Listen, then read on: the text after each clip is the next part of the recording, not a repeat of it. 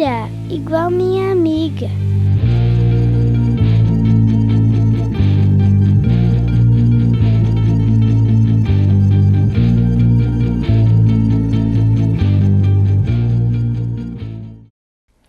Olá, estamos de volta e eu deixei uma questão para a Márcia no bloco anterior.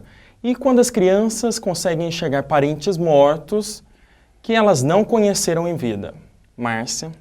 Bom, existe a hiperestesia, a capacidade que todo ser humano tem de captar daquele que está na presença. Eu posso captar o pensamento, o conhecimento, as lembranças dele, eu estando na presença.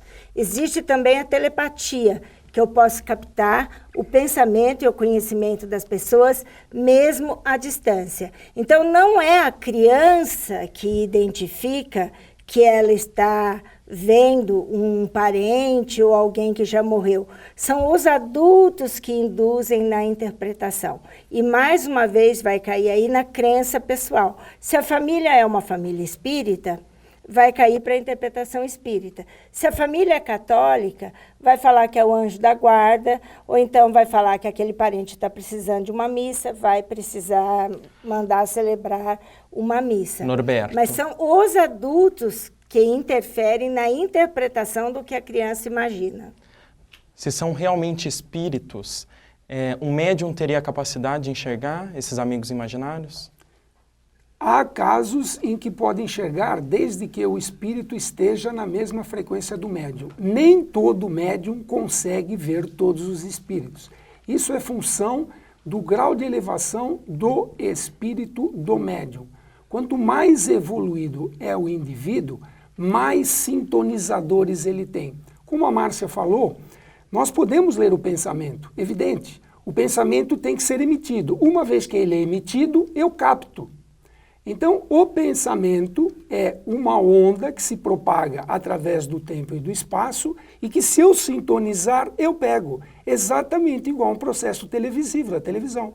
Se eu sintonizo um determinado canal, eu assisto um programa. Se eu mudo o botãozinho, ou através do controle remoto, eu pego outro canal, aquilo que me convém. Então, nós somos e vivemos num mar de ondas.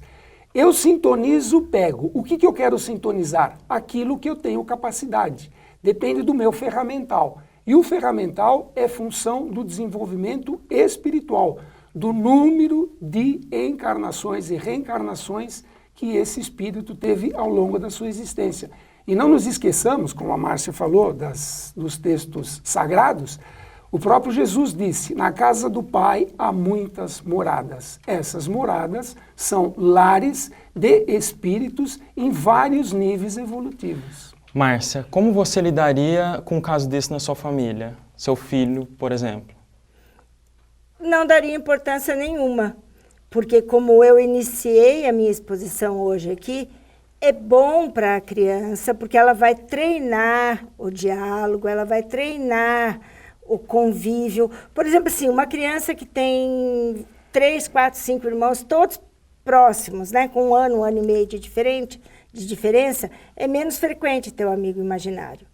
Então, só passaria a ser perigoso e só chamaria a minha atenção se essa criança estivesse se isolando do convívio real. Está se isolando na escola, está se isolando na família, está se isolando na vizinhança.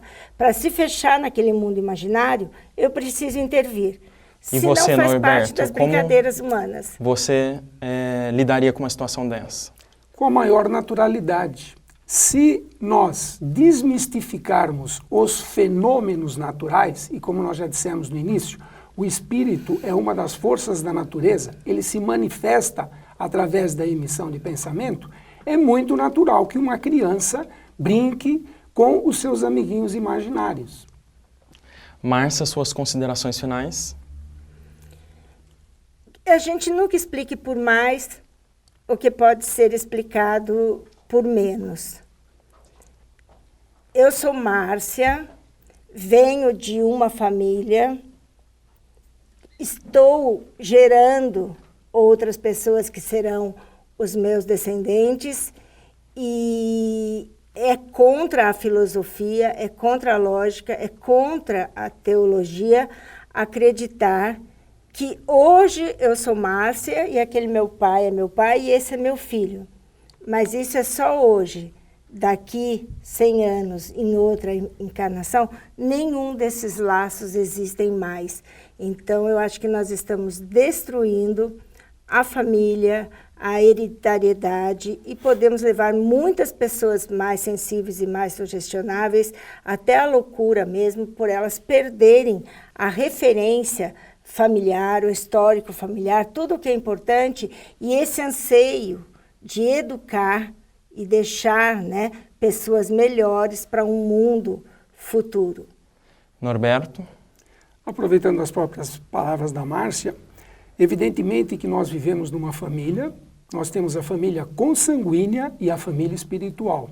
A família consanguínea é aquela que nos dá as condições fisiológicas, o nosso gene, o nosso DNA, os nossos caracteres físicos.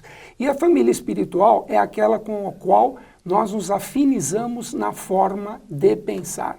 Quanto à questão educacional e a responsabilidade dos pais, é muito grande, porque eles têm que direcionar a criança, têm que corrigir as más tendências para que nós tenhamos seres cônscios dos deveres aos quais nós assumimos ao reencarnar aqui na Terra. Muito obrigado aos dois. E assim a gente termina este debate dos mistérios e eu espero o seu contato no e-mail mistérios@tvmundomaior.com.br. Deixe seus comentários, críticas e sugestões. Grande abraço e até a próxima.